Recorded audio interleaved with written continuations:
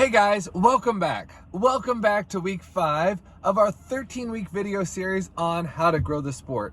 So we would love to see table tennis continue to expand here in Ohio through good programs, through bringing families together, through providing training for athletes on a daily basis so that they can reach a world-class level. And what we do here in Akron, Ohio, we want to be able to spread to your club and your club and your club so that you too can implement some of these things. That's the whole point of these videos, is to make sure that we're sharing ideas so that you can learn through it too. A lot of things that I've learned aren't just things that I came up with on my own, but things that my friends around the country and around the world have shared with me and I've implemented. So I'm not just giving you ideas, I'm actually giving you things that are currently working, and then also things that we have a great idea are going to work in the future. As I need to mention, we are in the middle of a donation campaign. We're looking to raise $60,000, and if you'd be willing to donate to our nonprofit, that would help us even grow the sport faster. So thanks for watching this video, and thanks for your donations. All right, let's hop in. So the topic for today is teamwork. There's no lone rangers in growing the sport. If you try to grow the sport on your own, by yourself, you're really going to get burnout. That's why I have such a great team of volunteers that have been helping me for a very, very long time. There's many players in the community like Letty, like Blake, like Joe Shiraki, like Mike Boyd, and these players have donated a lot of their time to help me out and help out the program. So what kind of things may you need help for? That's a great question, and one of the things you have to be able to do is figure out which person would be best for which task. Let's say, for example, tournaments. Do you need help running tournaments? Absolutely. What do you need help for?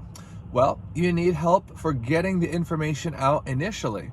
So maybe one person's going to a tournament in Indiana and they'd be willing to take some flyers and distribute them at the tournament. Is that a help? Absolutely. There's a big difference with a tournament if you have 90 people versus 140 people. So getting the information out, you need help for that. What about on tournament day to actually check people in? Sure. What about scorekeepers? Tournaments are much more interesting if you have scorekeepers. Can people volunteer for keeping score? Absolutely. What about entering results? Sure, absolutely. If you have the app TT Live, that makes it even easier. But if you don't have the app, having people that can help you with that is a great help. What else do you need help with on a daily basis? Well, cleaning the facility, this is oftentimes a thankless job. This is important. You need somebody to help clean the facility. What about somebody that can be a meet and greet party when people come through the door? What about somebody who can volunteer to play with beginners?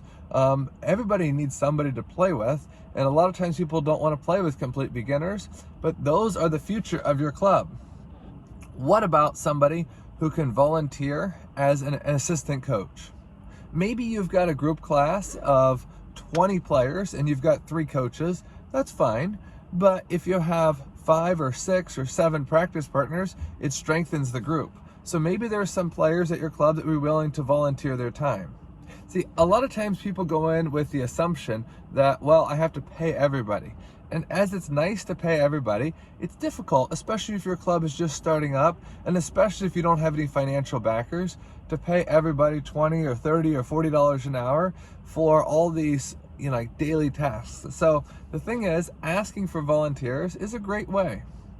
Sometimes my volunteers, I'll give them a free event in the tournament, or I'll give them an extra free lesson, or I'll let them do open play for a month for free. So there are ways of giving back to the volunteers, but also showing genuine appreciation. Your volunteers, if you just look at them in the eye and you just say, you know what, Billy, I really appreciate you coming in and helping me clean for an hour this Saturday morning. Thanks so much for your dedication to the club. This also is a way of giving back to the volunteer. So the point that I'm trying to make in this video is, if you by yourself are trying to do everything, it's not going to work. Do you know why? Because I was in that same boat for a long time. I was like, you know what? I think it's easier for me to just do all these tasks than to have other people do it because they might mess it up. Well, guess what? You're not going to be able to maintain it all by yourself all the time. So the point of this video is just to let you know that yes, you do need help. Yes, you do need to make good decisions on which person to do which task, but you do need to rely on other people. And as you rely on other people, then it becomes more of a team effort as opposed to you riding solo doing it by yourself. Anyway, I really hope that you enjoyed this video. Thanks for taking a few minutes of your busy day to watch it. If you have the ability to donate to our 501c3 nonprofit between now and January 7th, we're taking donations for our campaign. 38,000 has already come in. We're looking to raise another 22,000.